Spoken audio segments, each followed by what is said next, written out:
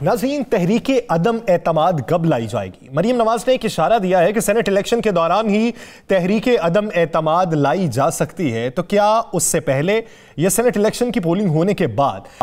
एक खबर यह भी है कि यूसुफ रजा गैलानी की जीत के साथ तहरीके अदम एतमाद को मशरूत कर दिया गया है कि अगर वो जीत गए तो तहरीके अदम एतमाद लाई जा सकती है, और अगर वो ना जीते तो तहरीके अदम एतमाद के बारे में दोबारा से मुशावरत की जाएगी। लेकिन यह फैसला क्यों किया गया, जीत के साथ मशरूत क्यों की गई, और अहम बैठक में अहम फैसले क्या हुए, इसी बारे में राना साहब से जानेंगे। राना साहब, अगर यूसुफ रजा गैलानी साहब जीत जाते हैं और चेयरमैन सेनेट भी मुंतखब हो जाए, क्या तब तहरीक लाई जाएगी या सिर्फ जीतने से ही तहरीक मशरूत है? देखें जी, सिर्फ मैं आपको बता दूं होना क्या है। यस सर, मैं आपको क्लियर आप इनके अंदर की बात बता दूं। कोई तहरीक के अदम एतमाद आगे कामयाब नहीं होनी।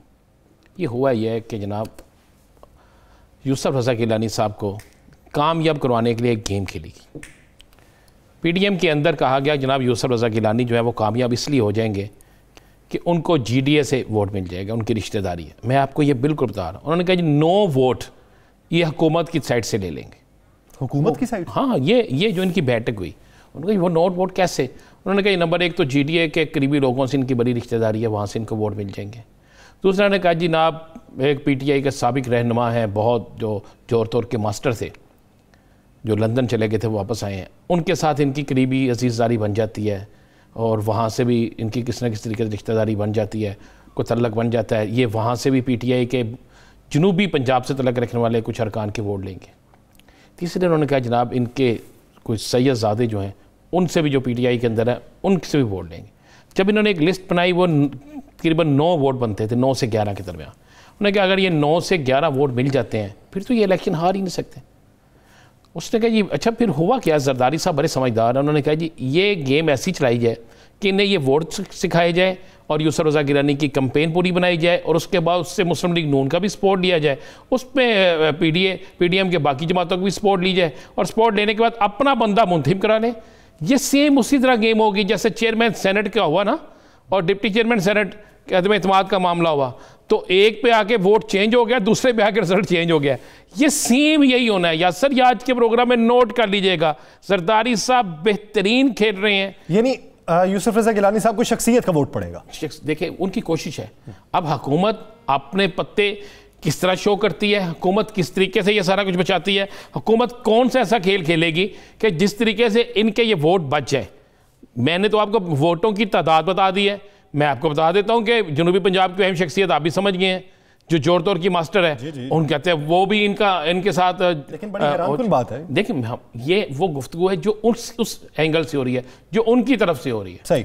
और दूसरी गुफ्तगू वो है कि जो हुकूमत की सतह पे, अब हुकूमत के लिए भी चैलेंज है ना, हुकूमत भी समझती है कि अगर वाकई यूसुफ रजा गैलानी जीत जाते हैं और उन्हें वोट पड़ जाते हैं, वोटों के हिसाब से तो नहीं जीतते, अगर पार्टी की अपोजिशन देखें, अगर आप पार्टी की पोजीशन नहीं देखते और वो उनके कुछ 10-12 वोट इधर चले जाते हैं, तो फिर वो तो अदम एतमाद वाला हिसाब हो गया। वो कौमी असम्बली के वोट है, सूबाई असम्बली के वोट तो नहीं है इसमें। या सर, तो ये सारी सूरत हाल है। लेकिन मेरे पास जो इतला है कि अगर यूसुफ रजा गैलानी जीत गए तो उसके बावजूद भी आगे जो तहरीक अदम एतमाद है वो कामयाब नहीं होगी। तो ये मरीम नवाज साहिबा ने आज इशारा क्यों दिया है?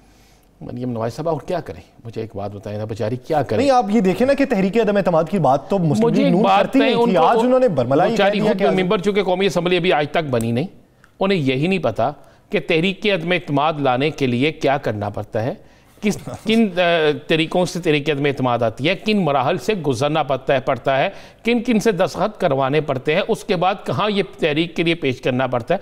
ये सारी चीज़ें हैं। ये देखें वो बेचारी, मैं बता रहा हूँ कि वो जलसे जुलूस तकारीर तक बेहतरीन है। आज का उनके क्राउड भी अच्छे हैं, हर चीज़ अच्छी है। क्राउड पुलर है। हाँ, क्राउड पुलर है, कोई शक नहीं इसमें। लेकिन अगर आप ये बात करें कि उन्होंने कहा जी अब इलेक्शन से कितने दिन रहे, दिन कितने रह गए मुझे बताएं। आज क्या तारीख होगी? 15 कितने दिन रहेगी जी? कहाँ तरीके में एतमाद आएगी? ये तो एक आम आदमी। अब मामला ये है कि हमारी सियासी जमातों के कारकुन ना जिंदाबाद मुर्दाबाद माजरत से वो समझने की पोजीशन में नहीं होते। वो जो लीडर कहता है उसके पीछे चल जाते हैं। वो तो अभी आपको दिखाएंगे भी ना कि लीडर ने क्या कहा, कारकुन नारे लगा रहे हैं। उन्होंने सोचना गवारा नहीं किया कि लीडर ने जो कहा वो सच है या झूठ है। अच्छा, माजी की कोई मियाँ साहब की कोई तकरीर भी बड़ी वायरल हो रही है, यूसुफ रजा गैलानी साहब के बारे में कुछ तासुरात रखते हैं। जरा वो तकरीर तो सुनाए ना। तकरीर सुनवा नहीं सकते? चलें ये देखें जी, यहाँ पे चलते हैं। अब इन्होंने क्या किया, यहाँ पे हिवानों की हुकूमत नहीं आने देंगे। ये हैवानों की हुकूमत नहीं। अब एक शख्स जिसको कायदे पाकिस्तान मियाँ मोहम्मद नवाज शरीफ साहब कह रहे हैं कि हैवानों की हुकूमत नहीं आने देंगे, इंसानों की हुकूमत, तो अब आप उस हैवान की हिमायत क्यों कर रहे हैं जी? या तो आप उस वक्त झूठे थे तो या फिर आज झूठे हैं, या सर दोनों में से एक तो फैसला करना चाहिए ना। ये अब रिकॉर्ड का हिस्सा है। अगर हम इमरान खान को कहते हैं कि भाई आपने उस वक्त क्या वादा किया था और आज क्या है, तो फिर ये इनकी क़यादत की बातें क्यों नहीं होंगी? क्या इस शख्स के खिलाफ काला कोट पहन के नहीं गए ये? क्या इस शख्स के खिलाफ अदालत में नहीं गए? क्या ये नहीं कहते थे सबसे पहले इन्हें रिजाइन देना चाहिए? तो फिर आज कौन सी ऐसी चीज़ निकल आई, कौन सी ऐसी तौबा जो कबूल हो गई है? तो तौबा तो कबूल होती है, वो कौन सी तौबा थी जो कबूल हो गई है? बता दें आवाम को भी। जिनको घसीटना था उनके तो मेहमान बनते रहे। बस अल्लाह भला करे, यही होता है ना। ये एक है हमारी बदकिस्मती है कि हम सब कुछ भूल जाते हैं। देखें यार सर, वोट बहुत मुकद्दस चीज़ होती है, अमानत है। और कुरान पाक में अमानत और ख़यानत के मुताबिक बड़ा कुछ किया गया। वो आप देखें उसमें क्या किया गया। जो अमानत में ख़यानत करता है फिर उसका ईमान नहीं रहता, तो ये वोट एक अमानत है। तो अब क्या कह सकते हैं? यासर आपके सामने है, मियाँ साहब ने जो फरमाया था, उसके बाद भी अब फैसला तो इनको करना चाहिए कि हैवान या इंसान।